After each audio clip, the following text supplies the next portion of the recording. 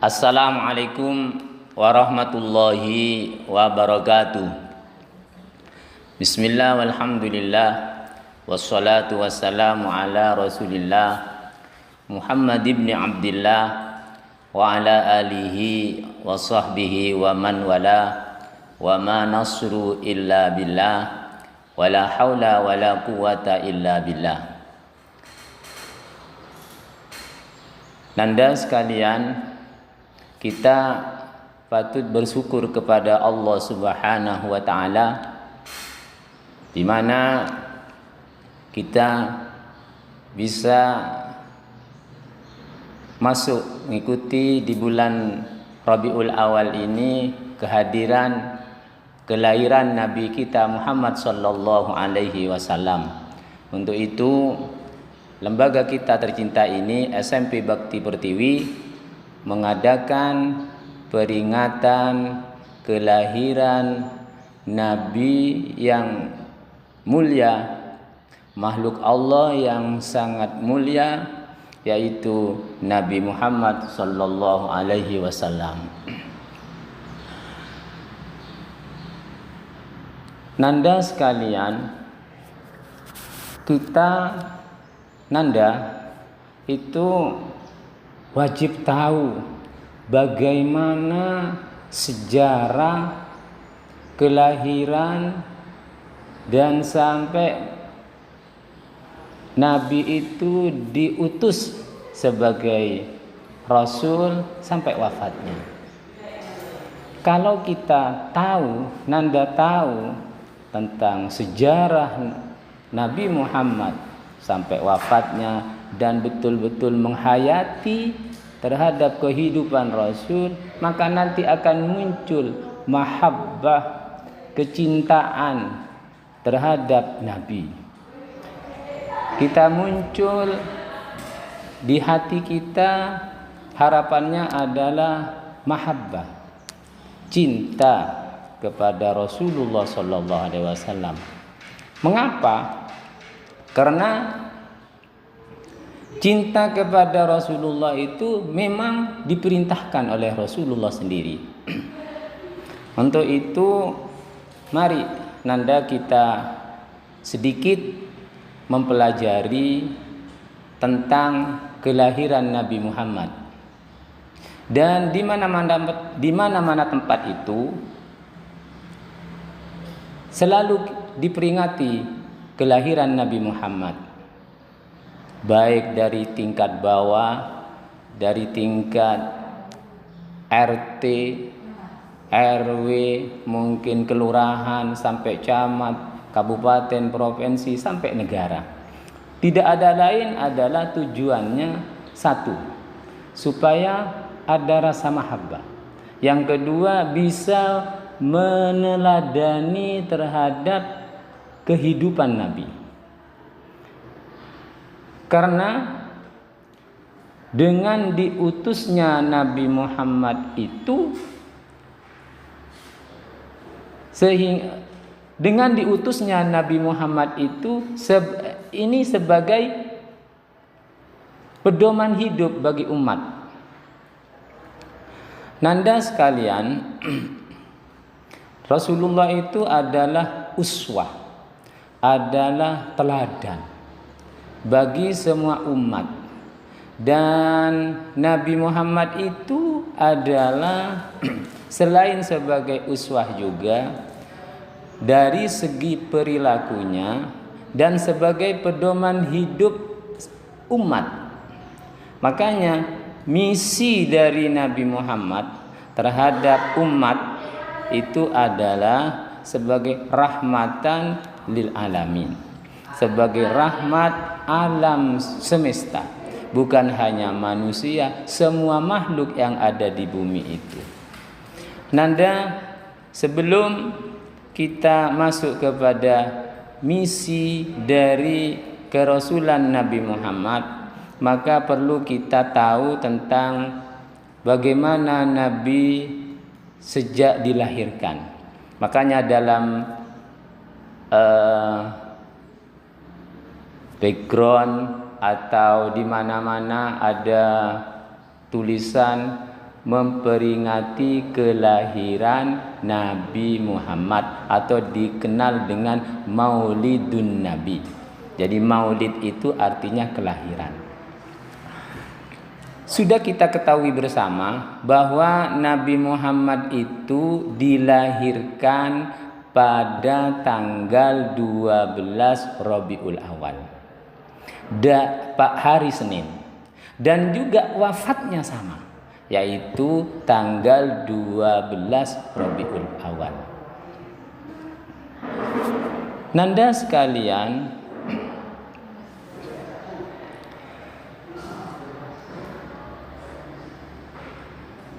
Nabi Muhammad adalah dilahirkan pada hari Senin pagi hari, dini hari itu ya. Dan beliau itu lahir tanpa ayah. Jadi ditinggal oleh ayahnya, ditinggal wafat ketika beliau di masa masih dalam kandungan. Kemudian lahir tanpa ayah pada usia, ketika lahir pada usia sekitar 2 tahun. Kemudian ini menjadi kebiasaan di kalangan Arab, yaitu disusukan oleh seorang perempuan yang terkenal, yaitu Halimatus Sa'diyah. Halimatus Sa'diyah sekitar 2 tahunan lebih. Setelah menginjak usia sekitar 4 tahun lebih, maka Nabi Muhammad itu didatangi 2 malaikat, yaitu malaikat Jibril dan malaikat Mikail. Beliau kalau bahasa sekarang dioperasilah, dibersihkan hatinya oleh malaikat dari sifat-sifat yang jelek, seperti sifat hasud, sifat dengki, sifat sombong, sifat dendam, diganti dengan sifat halim, penyantun, sifat kasih sayang, seperti itu. Lah ini pemimpin seperti itu. Jadi pemimpin harus mempunyai hati yang bersih, mempunyai hati yang kasih sayang, sehingga kalau sudah kasih sayang, senang terhadap yang dipimpinnya, tentu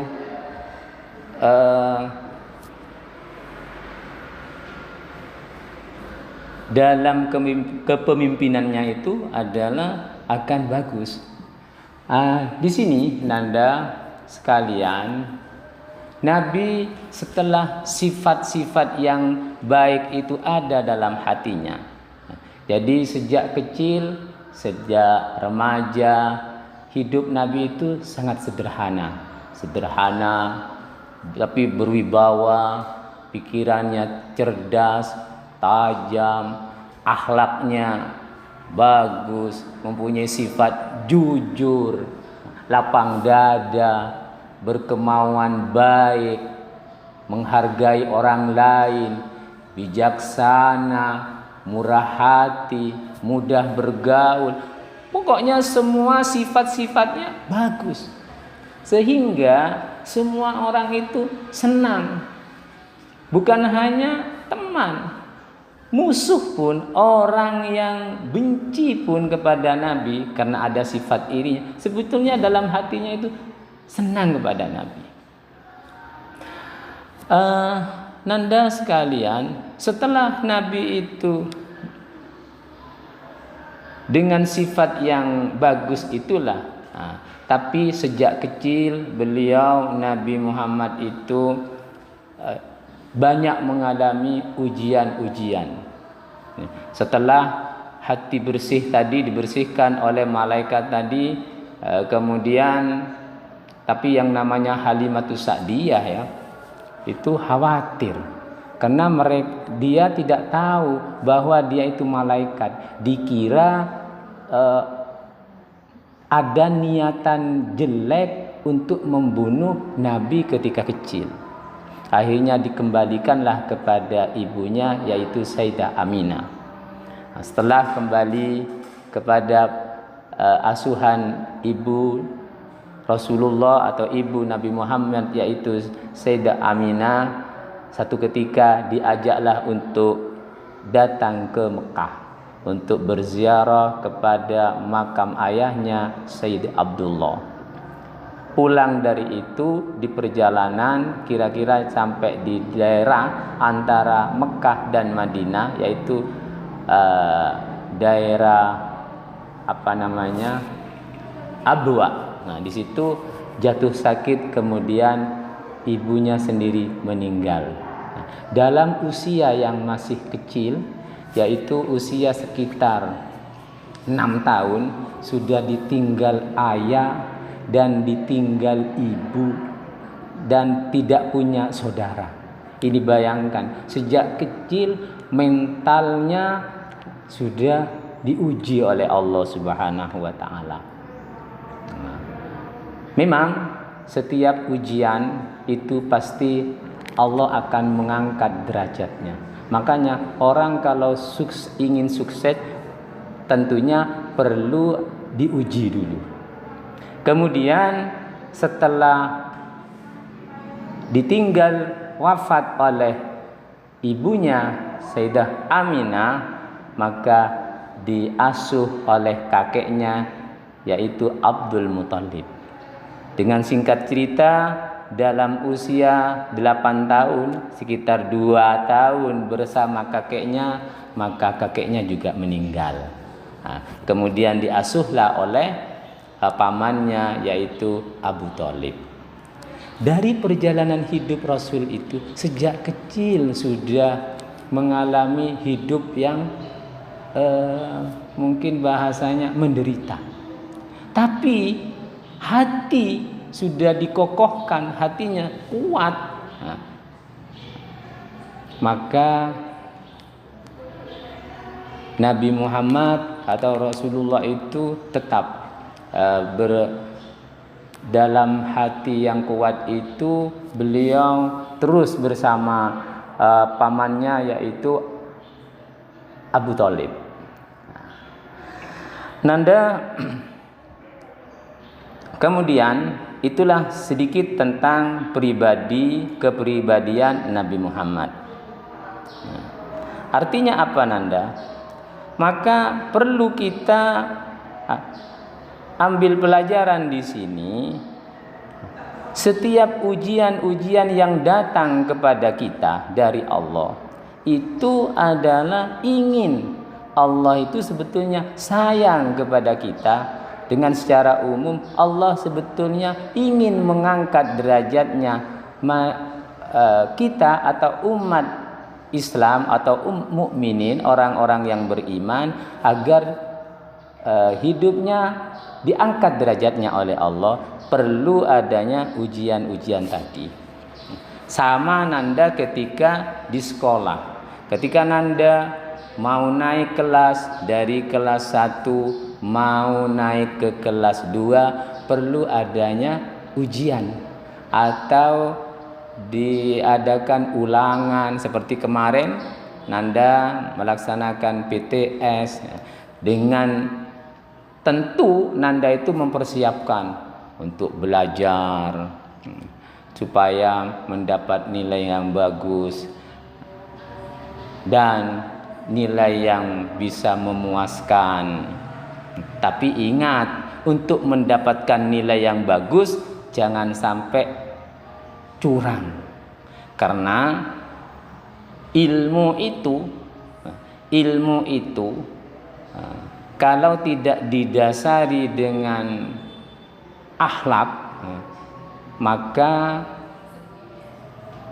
ilmunya tidak bagus, ilmunya kurang manfaat. Makanya ilmu bertambah, maka akhlak harus juga ditambah, malahan wajib itu ditambah.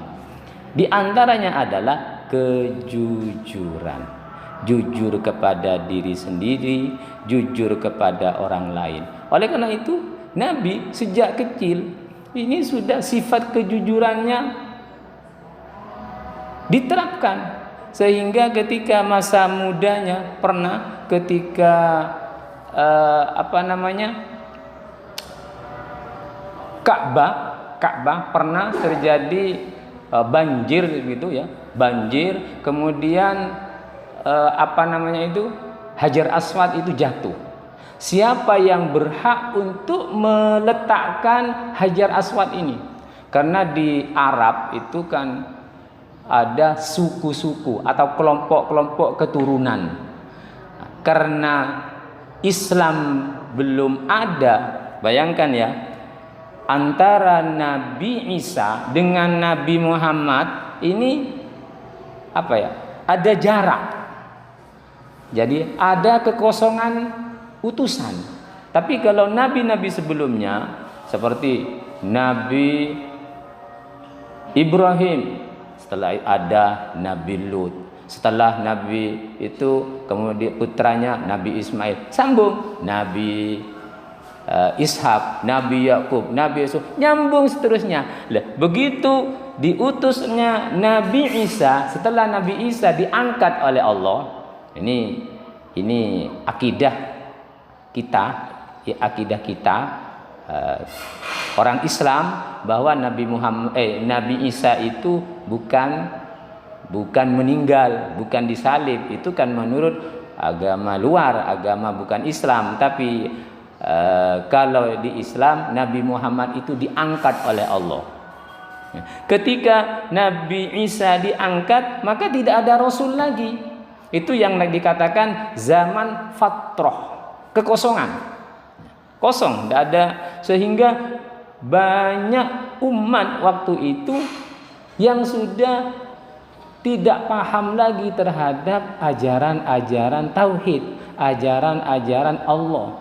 Sudah dikatakan di zaman itulah dikatakan zaman jahiliyah, zaman kebodohan. Tapi yang dimaksud zaman kebodohan di sini bukan berarti bodoh tidak bisa baca, pintar kalau bacanya.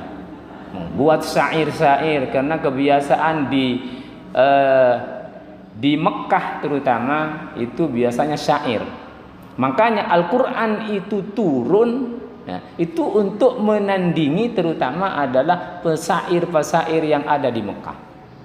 Jadi setiap Rasul itu kan punya mukjizat ya. Setiap Rasul itu punya mukjizat. Mukjizat yang diberikan Allah kepada Rasul itu disesuaikan dengan kaumnya. Kalau kaumnya Nabi Musa, karena itu sukanya sihir, maka Allah memberi mukjizat kepada Nabi Musa, tongkat untuk menyaingi sihir, tukang sihir. Di zamannya Nabi Isa, karena banyak pengobatan dan sebagainya untuk menundukkan mereka yang tidak beriman, maka Allah memberi mukjizat kepada Nabi Isa, yaitu bisa menyembuhkan orang sakit, bisa menghidupkan orang yang meninggal, dan seterusnya. Para Rasul itu mempunyai mukjizat-mukjizat. Nabi Muhammad juga diberi mukjizat oleh Allah, banyak mukjizatnya. Di antara mukjizat yang paling besar adalah Al-Quran.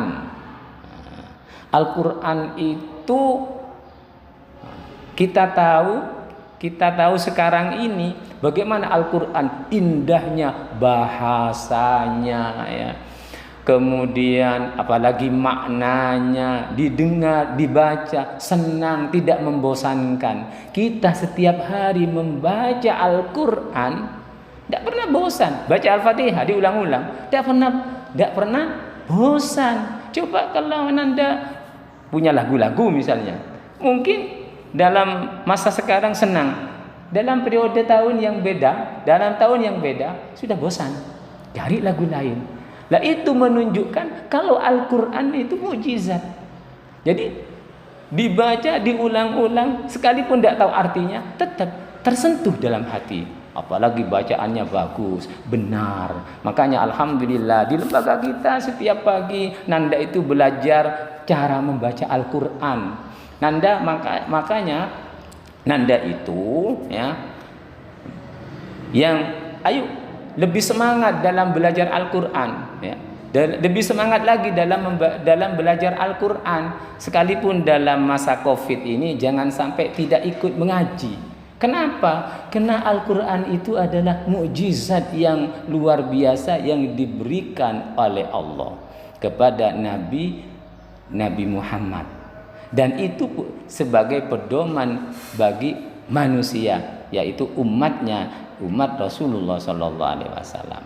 Untuk itu setiap hari usahakan baca Al-Quran, dan dengan memperingati kelahiran Nabi Muhammad itu bukan hanya sekedar memperingati. Pertama, ayo kita tentu memperbanyak memuji Nabi Muhammad, yaitu dengan banyak membaca sholawat kepada Nabi. Kenapa? Karena membaca sholawat kepada Nabi itu perintah dari Allah. Innallaha wa malaikatahu yusholluna 'alan nabi. Sesungguhnya Allah dan para malaikatnya yusholluna 'alan nabi, bersolawat kepada Nabi. Allah sang pencipta bersolawat kepada Nabi, dan para malaikatnya semuanya bersolawat kepada Nabi. Makanya ayat berikutnya, ya ayyuhalladzina amanu, hei orang-orang yang beriman, shollu alaihi wasallimu taslima. Ayo bersolawat, diperintah oleh Allah. Shollu ini kata perintah. Jadi kalau dalam tata bahasa Arab, shollu ini fi'il amar, fi'il yang menunjukkan perintah. Loh, kalau perintah tidak dikerjakan, apa?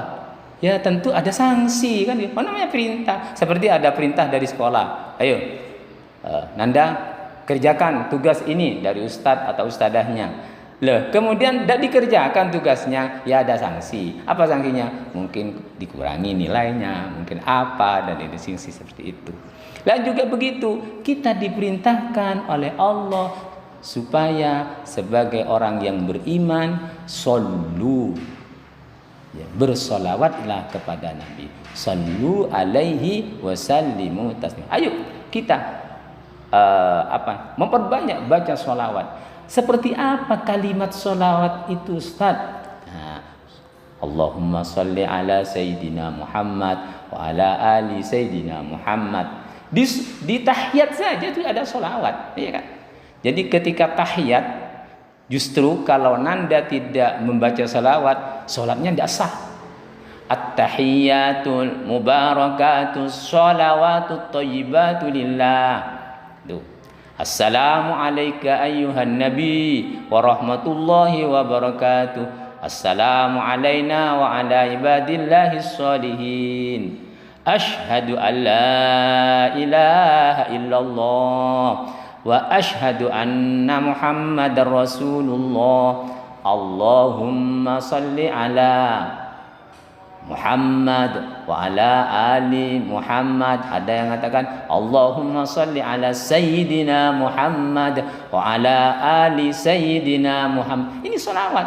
Solat tidak baca solawat tidak sah, karena solawat itu adalah bagian dari rukun solat. Nah, kita diperintahkan, ayo di bulan kelahiran Nabi ini kita memperbanyak membaca sholawat kepada Nabi. Ini pertama.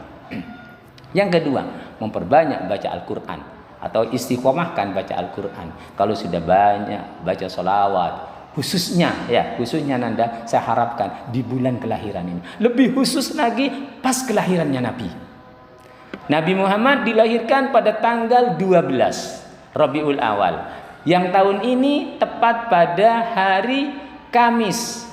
Ya. Jadi Rabu malam Nanda sudah memperbanyak selawat. Selain itu kita kurangi untuk melakukan kemaksiatan. Itu menunjukkan karena ini kelahiran Nabi, ayo kita beri kado kepada Nabi.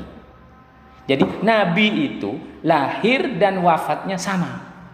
Seperti Nanda kalau ulang tahun kan memberi kado kan?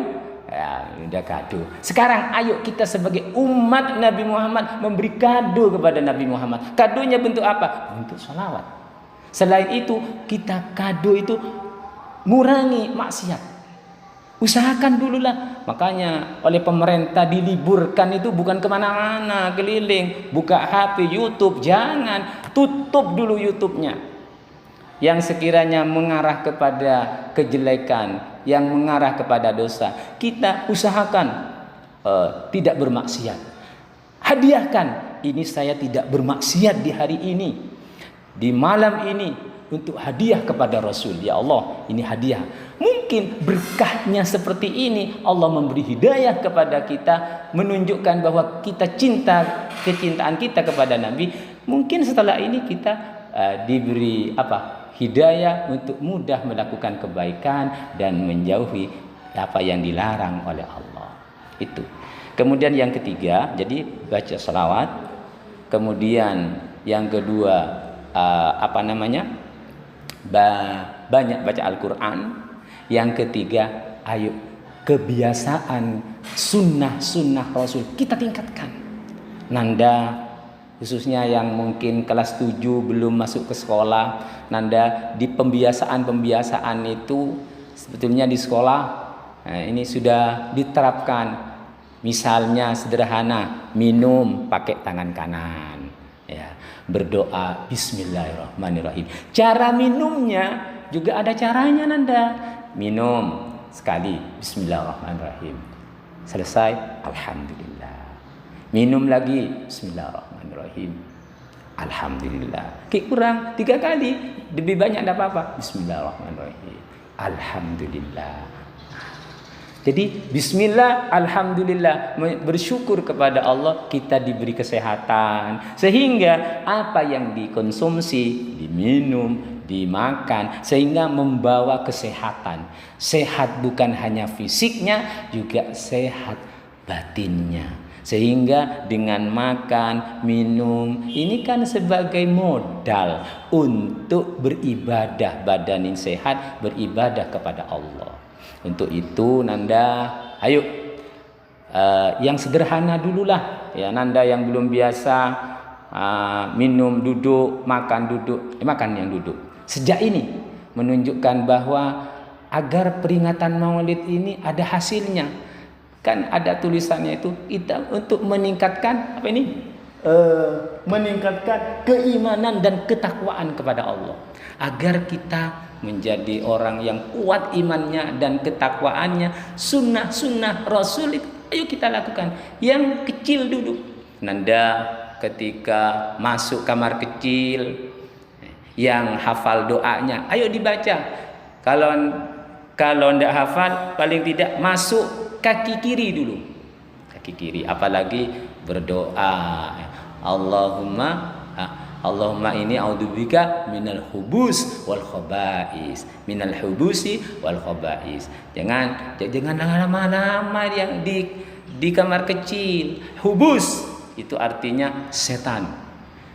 Hubus wal khaba'is, setan laki dan perempuan. Jangan kerasan di kamar kecil lama. Tidak usah lama, sesuai kebutuhan, selesai keluar. Tapi kalau di masjid yang lama, iktikaf, masuk masjid, kaki kanan dulu, kemudian menghormat, bisa sholat tahiyatul masjid, kemudian duduk iktikaf, keluar kaki kiri. Atau ketika kita keluar rumah, kaki kiri, keluar rumah kaki kiri. Bismillahi tawakkaltu 'alallah, la haula wala quwata illa billah. Masuk kaki kanan. Seperti itu Nanda.